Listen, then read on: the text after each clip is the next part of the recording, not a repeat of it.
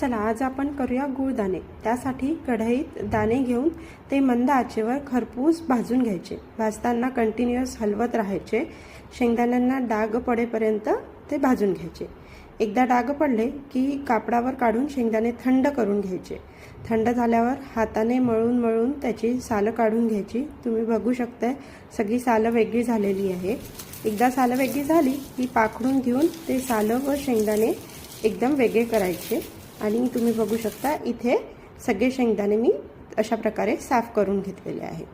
आता हे साफ केलेले शेंगदाणे जेवढे असतील तेवढेच एका ताटात घेऊन तेवढ्याच प्रमाणात गूळ घ्यायचा व तो गूळ गरम कढईत घालून वितळून घ्यायचा।